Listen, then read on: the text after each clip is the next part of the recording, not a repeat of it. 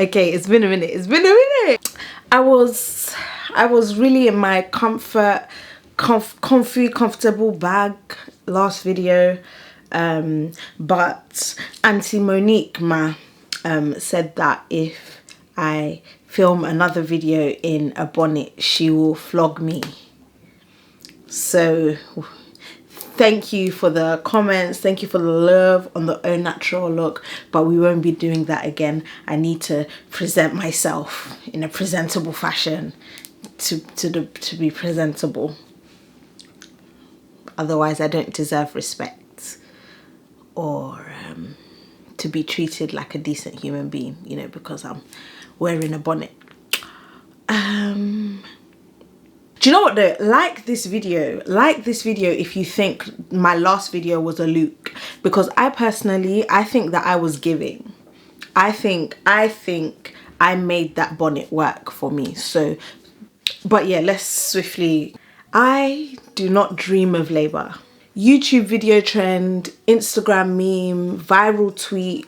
Over the past few months especially, you will have seen some variation of this concept. I do not dream of labor. I don't dream of work. I don't have a dream job. I don't have a dream career. I don't dream in and work. No correlation there. Some variation of this. The long and short of it is the late stage capitalism is really capitalizing. And the youth are tired of it. They are tired. It's kind of a slippery slope. So as tends to be the case, I do not dream of labor is sort of leftist, anti-capitalist rhetoric. And it's provocative, you know, it gets the crowd going, or in this case, it gets the youth going. And as tends to happen, it becomes mainstream. And it gets watered down to the point where, you know, this sort of radical anti-work, anti-capitalist sentiment ends up being this sort of preachy, self-helpy, individualistic path to liberation, where you just have to quit your 9-to-5, make a YouTube channel and blow, and then you're set. And you're really sticking it to the man. Or maybe, you know, you start drop shipping. How to sell on Amazon in the UK step by step. And your wildest dreams are fulfilled.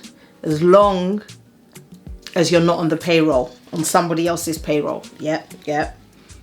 Particularly on YouTube, the I don't dream of work trend typically consists of young people lamenting the sort of draining 9-to-5 work culture that we have been primed for and that we're sort of simply expected to fall into as we enter adulthood. Against the broader backdrop of a global pandemic and huge job insecurity for the young'uns that are sort of newly joining the rat race, I think that this trend is definitely part of the wider pushback against hustle, rise and grind, 25/8 work culture, toxic productivity, if you will. Tiffany Ferg has 2 great videos about toxic productivity. Adela Afadi also has a really good video about hustle culture. I know I'm gonna say this one wrong. Alice Capel, which she's French, so I just feel like it's not Alice Capel. Side note, I work with someone who I have corresponded with via email only, right? And her name appeared to be Alice. And naturally, I only ever had to type her name. So imagine my chagrin when I finally have to say her name, and it's not Alice. It's not Alice. It's Alice. It's pronounced Alice. Her name is not Alice. It's Alice. And you know, if you see them written, it's very much the same name. However, Alice and Alice, 2 very different things. But Alice Capel, anyway, also has video on this actual like YouTube trend of I don't have a dream job, and also about like hustle culture, but from the lens of studytube. Which, like, studytube? Where was studytube and all this toxic study productivity? I'm saying it right? Productivity. When I was failing in uni. I don't understand. Was I just not? What's going on? All of that to say that basically all the commentary madams, if you will, have videos on society's dodgy relationship with work and productivity. So check those out for further reading. At some point in this never-ending lockdown saga we are facing here in the UK, I absolutely fell down the productivity rabbit hole. I clicked on a wrong video somewhere, took a wrong turn somehow, and the algorithm started bombarding me with what I like to call videos that form part of the cult of productivity. This cult spans productivity books, courses, videos, podcasts, articles, TED Talks, the most productive type of pen to use, the most productive mouse and keyboard, how to plan your day, how to start your day, morning routine,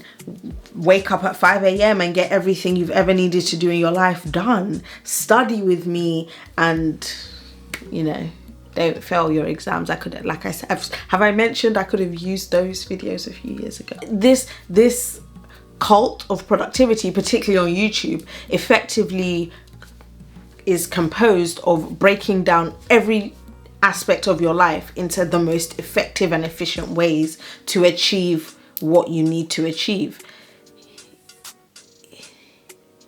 It's a cult.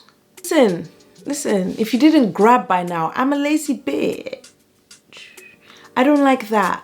I'm a lazy son of a gun. And therein also lies a paradox. Our highly productive human beings sat there watching hundreds of hours of productivity content.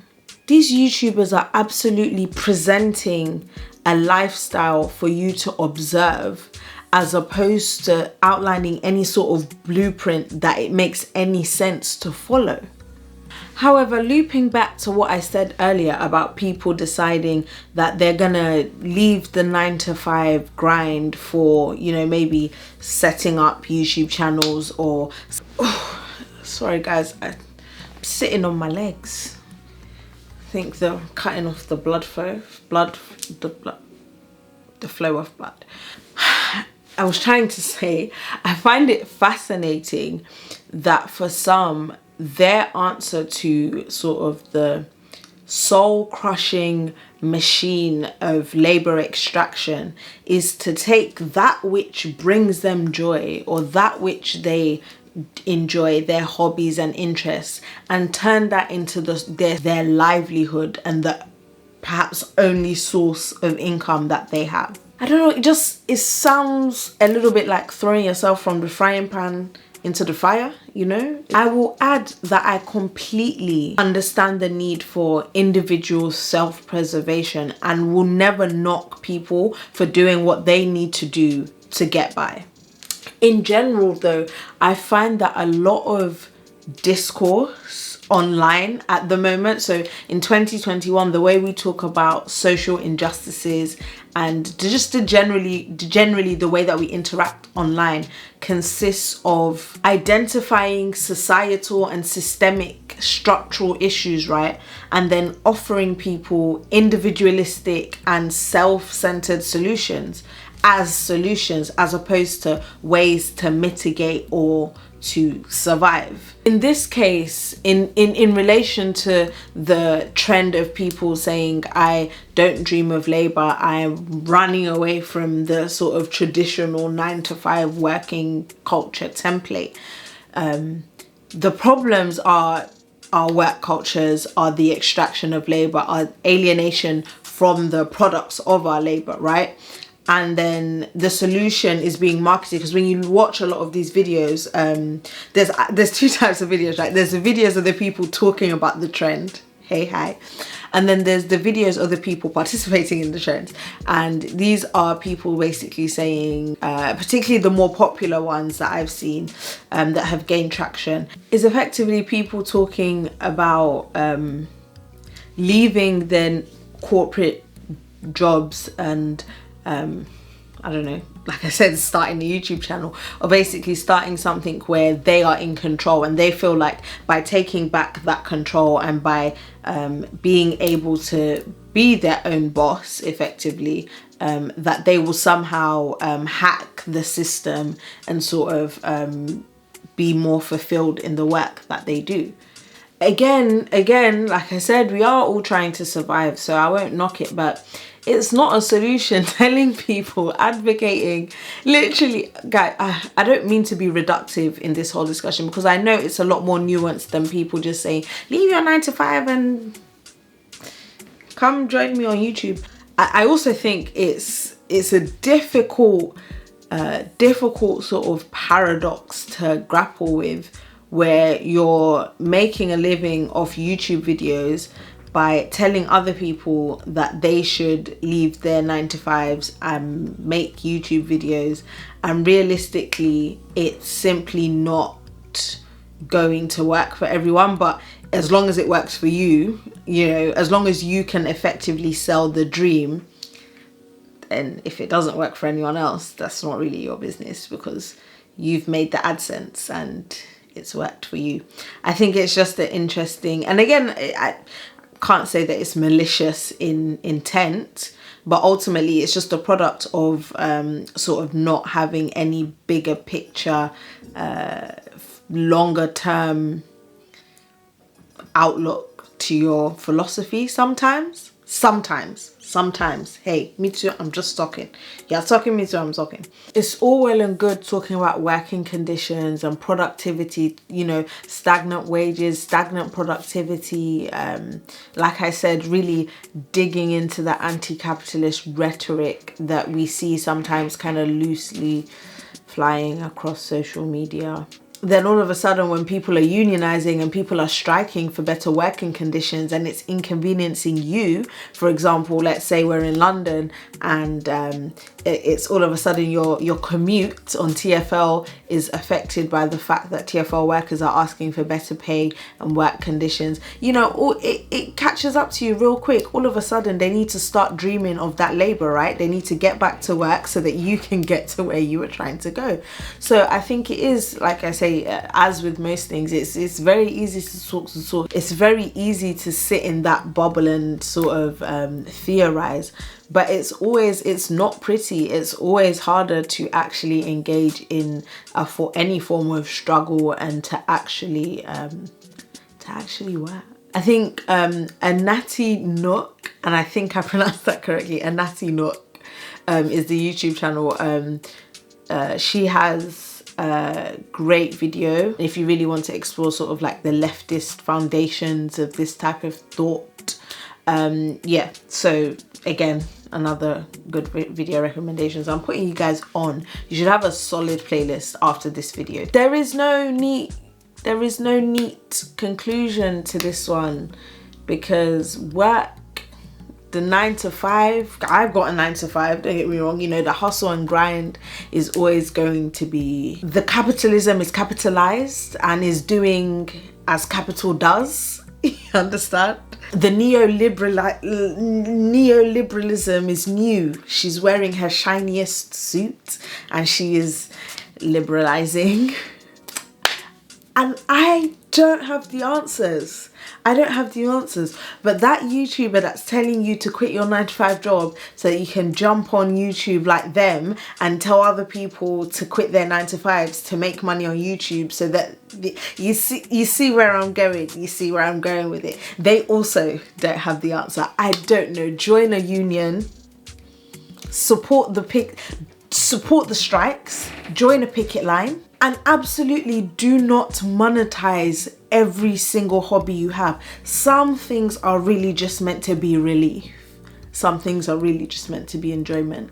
Guys, I don't know, man. I don't know.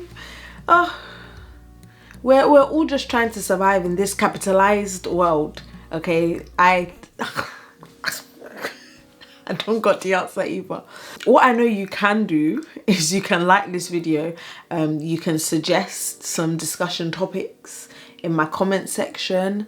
You can let me know if I am sort of alone in this, or if you've been encountering this trend with me. Your own thoughts, your opinions. How do we uncapitalize the capitalization of the capitalist world? How do we do that? How do we go, the neoliberalism is really neoliberalizing. How do we undo that? You understand? Anybody, if you got ideas, I think we could really overthrow the whole economic system that we've depended on for hundreds of years. We can overthrow it in the comment section of this video. So comrades, join me. I don't know. Yeah. There's nothing in it. There's nothing in it. It's finished. There's nothing in it.